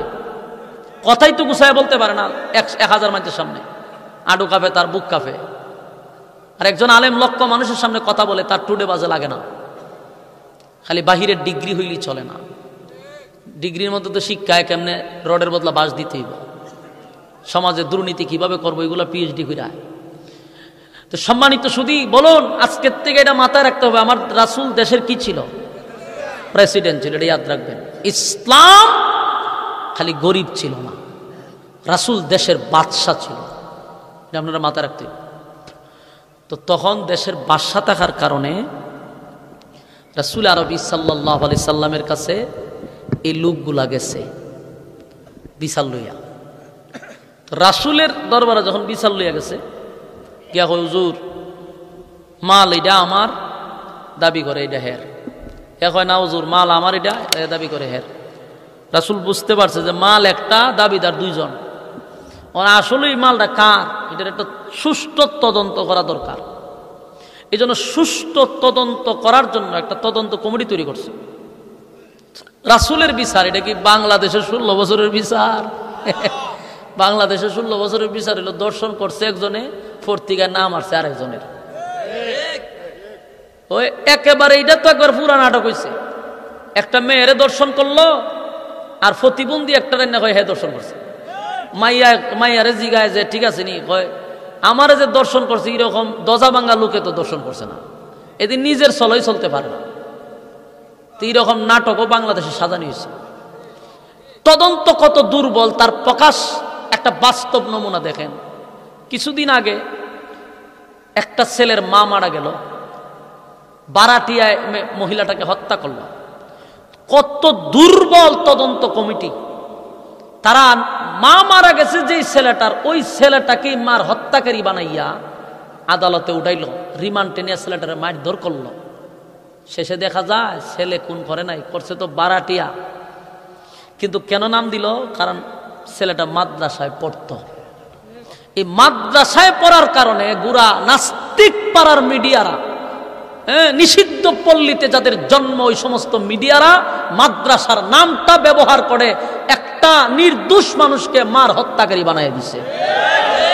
এরকম ষড়যন্ত্র তো বছরের পর বছর করছে। আল্লাহ যে মাফ করছে কোন, যদি বর্তমান সরকার না থাকতো, ফেসিস্ট সরকার থাকতো, ঠিকই ছেলেটার ফাঁসি দিয়া দিত, 100% দিয়া দিত। সাজাইছিন তো সাজাইছিন, ঘটনা হয়ে যেত এরকম। এরকম হাজার হাজার মার বুক খালি করছে এই তদন্ত কমিটি। হাজার হাজার নির্দোষ মানুষটা ফাঁসির কাষ্টে ঝুলছে বিচার ব্যবস্থার কারণে। বাস্তব না অবাস্তব? বাস্তব কথাগুলা। তো রাসূলের বিচার তো আর স্বৈরাচারের মতো বিচার না। রাসূল একটা শক্ত তদন্ত কমিটি তৈরি করছে। কইরা এটার চিরুনি অভিযান দিয়া দেখে মালটা মূলত ইয়াহুদির, এটা মুসলমানের না। রাসূল বিচারের রায় দিছে, বিচারের রায় দিছে হইল ইয়াহুদিরে, যে মাল এটা তোমার, তুমি এটা নিয়ে যাও। বিচারের রায় ভাই ইহুদি তো খুব খুশি, বেচারা মাল লইয়া বাড়ি যাওয়া শুরু করছে। মুসলমান ব্যক্তিটা এখান থেকে বাইরিয়া রাস্তাত গিয়ে আবার ওই হের আটকাইছে, ইহুদির আটকাইছে। আটকাই কই যাস? বাড়িতে যাই। না বাড়িতে যাইতে পারবি না। কয় ভাই সকাল থেকে সন্ধ্যা পর্যন্ত ঝগড়া করছি মাল লইয়া, এখন শেষ পর্যন্ত বিচার পাইলাম আমি, রায় পাইছি আমি, এখন বাড়ির যাবো না, তো যাবো কই? বিচার তো করছে ঠিক হয়, কিন্তু বিচারটা আমার পছন্দ হয়েছে না। আপনার এলাকাত নাউজুবিল্লাহ আসেনি? কোন সময় কম কেউ মারা গেলে আমি জানি না তো। রাসূল বিচার করছে, এক হয় পছন্দ হয়েছে না, ঠিক না? নাউজুবিল্লাহ নাউজুবিল্লাহ নাউজুবিল্লাহ। নিজেরে দাবি করে হে মুসলমান, রাসূল বিচার করছে, এক হয় পছন্দ হয় নাই। ইয়াহুদি ব্যক্তি হইল বিচারটা তো তোর নবী করছে, তুই একজন মুসলমান, তোর নবী বিচার করে রায় দিল আমারে, তুই মাঝ রাস্তা তাই এখন বিচার তোর পছন্দ হয়েছে না, আমার তো সন্দেহ লাগতেছে তুই মুসলমান নেই। ইয়াহুদি রূপ ধরতে পারছে যে হ্যাঁ লোক বেশি সুবিধার, হয় আমার সন্দেহ লাগতেছে, হয় না আমার বিচার পছন্দ হয়েছে না, আমি এটা আবার সানি বিচার করুন, মানে পুনরায় আরেকবার বিচার করবো। সে এই সিদ্ধান্ত নিছে। ইয়াহুদি চিন্তা করলো এর লাগে এখন দরবার করতো কেটা, এর সাথে তো আমি দরবার করে পারতাম না। এখন কয়তো ভাই এখন তুই তো সানি বিচার করতি, কার কাছে বিচার লইয়া যাবি? এখন বিচারকটা কে? এখন তোর পছন্দ কার হয়েছে? তোর পছন্দ মতোই আমি বিচারকের কাছে যাবো। আমার উমরের পছন্দ হয়েছে, আমি বিচারটা উমরের কাছে লইয়া যাব। চিন্তা করেন, যেখানে সর্বোচ্চ আদালতে রায় দিয়ে দিছে, ওখানে বিচার শেষ করে ওখানে নিম্ন আদালতে যায়। হ্যাঁ, হইল তো ঠিক আছে, তোর যার পছন্দ হয়েছে তার কাছে আমি যাব। ইহুদির মনে মনে একটা ধারণা হইল, মালটা তো আসলে আমার এটা বিশ্বাস আর ইয়াকিন হলো, আমি যদিও ইহুদি কালেমা পড়ি নাই, আল্লাহ মানি নাই, কিন্তু আমার বিশ্বাস আছে মুসলমানের বিচারটা হয় সঠিক। দেখেন ইহুদির আকীদা কই মুসলমানের বিচার হয় সঠিক। কতে নে ভাই তুই যেখানে যাচ্ছি কেন যাব, লইয়া গেছে উমরের কাছে। উমরের কাছে গিয়া হুজুর আমরা ইসলাম একটা বিচার লইয়া আপনার কাছে। কি বিচার? মাল এটা আমার দাবি করে, এটা হের, একটা মাল দুইজনের দাবি, বিচারটা করে দিন। ইয়াহুদি উঠতে কয় হুজুর বিচার করবেন পরে, আগে শুনেন আপনি যে বিচার আপনার কাছে লইয়া আসা হইছে এই বিচারের রায় আপনার নবী মুহাম্মদুর রাসূলুল্লাহ সাল্লাল্লাহু আলাইহি সাল্লাম উনি রায় দিছে আমারে বিচার কইরা। আপনার মুসলমান ব্যক্তিরা কয় এই বিচার বলে পছন্দ হইছে না, ওখানে আপনার কাছে সানি বিচারের লেগাইছে, বুঝা শূন্য বিচার করুন। উমরে মুসলমান ব্যক্তিটারে জিগায় ঘটনা কি সত্য? কজি সত্যই। রাসূলের বিচার তোর পছন্দ হইছে না? না, বিচারটা বেশি পছন্দ হয়েছে। কইতে এখন আমার কাছে বিচার লইছ, আমি বিচার করলে পছন্দ হইব নি? জি আপনি বিচার করলে পছন্দ হইব। তাহলে তুই দাঁড়ায় থাক, আমি আইতেছি। হযরত উমর ঘরের ভিতরে গিয়া একটা লম্বা তরবারি আনছে। তরবারি আইনা দুইজনের মাঝখানে দাঁড়ায় কয় আমার নবী বিচার কইরা দেওয়ার পরে তুই কস তোর পছন্দ হইছে না, তুই তো নিজের দাবি করস মুসলমান, তুই দাবি করছ মুসলমান, তা আমার নবী বিচার করে দিলে তোর পছন্দ হয় না, তুই বিচার সানি বিচারের লেগে আমার কাছে আসছস, আমি বিচার করে দিলে তোর পছন্দ হইব, তা আমি উমরের বিচারটা তুই দেখ কি হয়। তোর বাড়িটা লইয়া একটা সেদ মারছে, তার বডির থেকে মাথাটা আলাদা করে দিছে। আল্লাহু আকবার। বাড়ি গিয়া কইবেন নি আপনারা? একটা কূপ দিছে, কল্লা 10 হাত দূর ফালাইয়া কই দিলে আমি উমরের বিচার। উমর আমার বিচার তোর পছন্দ, তা আমার বিচার হইল কুবা শামসু এককারে কুবাই লিছে ধরেছে, কারণ এটা বিচার অন ভালো হইছে না। বিচার শেষ, দেহে ইয়াহুদি দুই ভাও ওইভাবে খাপতাছে, নিচে 10 আসছে উপরে 10 আসছে, খাম সেরা লিছে, সব শেষ করে লিছে। তো উমরের জিগা তুই দি বিজা লিছস, আপনি কি ওখানে আমারে সাইজ করবে? না না, তোরে সাইজ করতাম। ইয়াহুদি খাপতে খাপতে কয় না তোর বিচার সঠিক, আমার নবী যেটা করছে এটু ঠিক আছে, তুই মারলে এবার যা। ইয়াহুদির ভিতরে কলজা বাড়ি গেছে এই অবস্থা দেখা, ডরাইয়া দৌড়া মারলে বাড়ি গেছে, যায় আর কয় অহনের বিচার ঠিক আছে। কয়ে বহুত জ্বালাইছে আমার, সকাল থেকে বিকাল পর্যন্ত জ্বালাইছে, জাগা মতো বিচার হইছে, সাইজ করে লেল না, ঘটনা তো শেষ। কিন্তু ঘটনা তো ভাই শেষ হয়েছে না, ঘটনা খালি শুরু হয়েছে। ওনা আপনারা শোনার মতো মন মানসিকতা আসেনি, ঘটনা কিন্তু খালি শুরু, শেষ হয়েছে না। ভাই শ্বাসটা টানে, সাউন্ড সুন্দর ভিতরে, কিন্তু শ্বাস টানে, শ্বাসটা টানতেছে, অতিরিক্ত টানতেছে। তো রাসূল সাল্লাল্লাহু আলাইহি সাল্লামের বিচারের পরে উমর সমাধান করে দিছে, ঘটনা তো শেষ। কিন্তু না, যারে হত্যা করছে তার আত্মীয় স্বজন ভাই বারাদার এরা খবর পাইছে যে আমরার বাইরে উমরে হত্যা করছে। এরা দৌড়াইয়া রাসূলের কাছে গেছে, রাসূল তখন দেশের প্রেসিডেন্ট, গিয়া দেখেন কি সিস্টেমে বিচারটা বাড়ি করছে। ও হুজুর, ইসলামের আইন অনুযায়ী কারো যদি বিচার পছন্দ না হয়, এই বিচার অন্য কারো কাছে নিয়ে গেলে কি অপরাধ? রাসূল কয় না, এটা কোনো অপরাধ না। যে বিচার যদি মনে করুন হুজুর আমার পছন্দ হয়েছে না, আমি বিচারটা আরেক জায়গায় লইয়া গেলাম, এটা কি ইসলামের কোনো আইনে অপরাধ? না, কোনো অপরাধ না। তৈলে ঘটনা কেন ঘটল? আমার ভাই আপনার কাছে বিচার নিয়ে আসছে, তার বিচার পছন্দ নাই হইতে পারে, উমরের কাছে বিচার লইয়া গেছে, উমরে তার কল্লা ফালাই দিছে। এখন আমরা আপনার কাছে উমরের বিরুদ্ধে হত্যা মামলা দিলাম, দেখছেন নি কই দরবার গিয়া কই লাগছে? ইসলামের আইন হলো হত্যার বদলা, কথা হয় না, হত্যার বদলা, হ্যাঁ, জায়গা মতো মামলা দিছে। এটা বাংলাদেশ না যে 7 খুন কইরা আপনি এসির ভিতরে বয়ে থাকবেন, এই সুযোগ নাই। উমরের নামে গেছে হত্যা মামলা। রাসূল তার সুষ্ঠু তদন্ত নিয়ে দেখে আসলেই কোনো এই লোকটারে যে মারছে কোনো অপরাধী করছে না। বাস্তবে যেটা দেখা যায় এটা হলো অপরাধ করে নাই, কারণ একজনের বিচার পছন্দ হয়েছে না, সে আরেকজনের কাছে যাবে, এটা তো অপরাধ না। কিন্তু উমর একটা নির্দোষ মানুষকে হত্যা করছে, গোটা মদিনায় আলোড়ন শুরু হয়ে গেছে।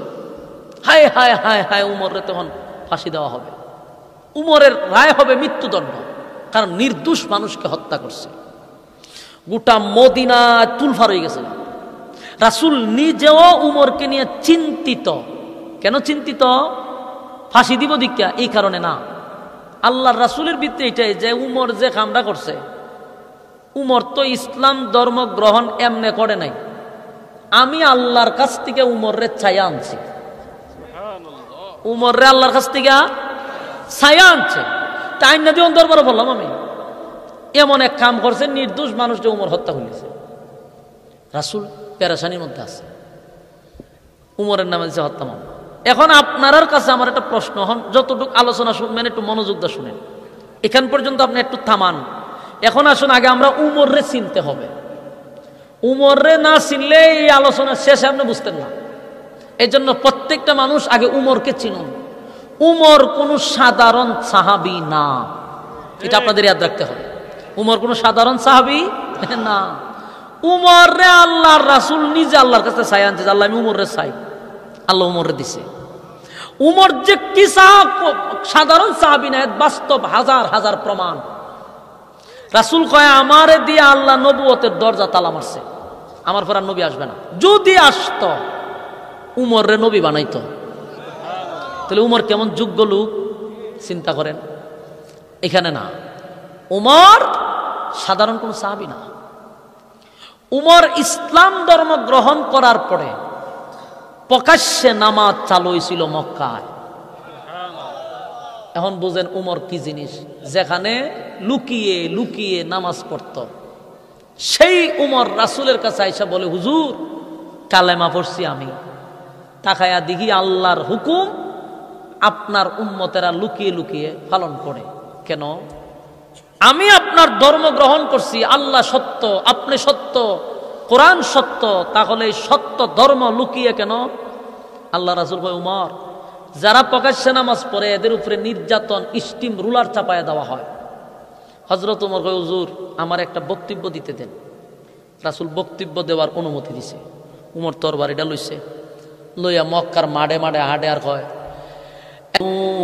হাত্তা ইউহাক্কিমুকা ফীমা শাজারা বাইনাহুম সুম্মা লা ইয়াজিদু ফী আনফুসিহিম হারাজাম মিম্মা কাদাইতা ওয়া ইউসাল্লিমু তাসলিমা। قال رسول الله صلى الله عليه وسلم من أحب سنتي فقد أحبني ومن أحبني كان معي في الجنة كما قال عليه الصلاة والسلام. দুরূদ শরীফ পড়েন, আল্লাহুম্মা সাল্লি আলা। সাউন্ডটা গুমগুমিটা বন্ধ করেন, এত না আউডে এত মাস্টার দিলে এটা শীষ দিব, শীষ দিলে তার আওয়াজ বাহিরে বোঝা যায় না, কন্ট্রোলে রাখেন। আল্লাহুম্মা সাল্লি আলা মুহাম্মাদিন ওয়া আলা আলি মুহাম্মাদ কামা সাল্লাইতা আলা ইব্রাহিম ওয়া আলা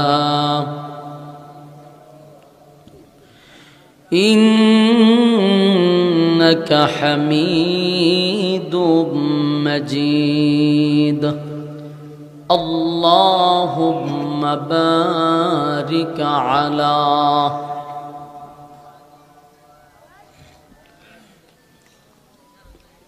কামা বারাকতা আলা ইব্রাহিম ওয়া আলা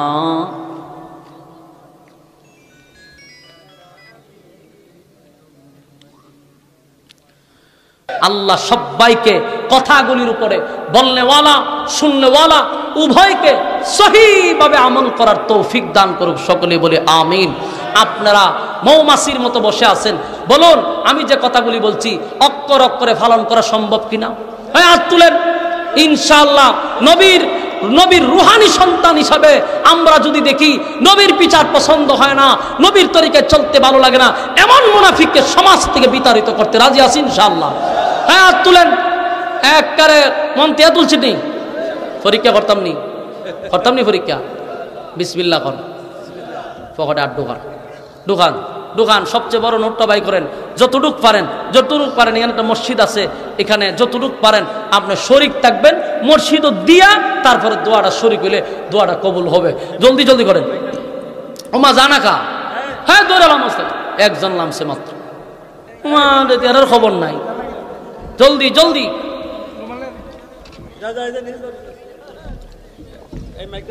পিছনে যাও, পিছনে মাইকটা পিছনে যান, রুমাল একটা দুইটা করে সবগুলো লয়ে যান পিছনে, সামনে। জলদি করেন, ঠিক আছে বলেন, জলদি করেন। এই যে একজনে 500 দিছে, মাশাআল্লাহ, আল্লাহ তোমার হায়াত বাড়ায় তো, আমিন, হায়াত বাড়ায়।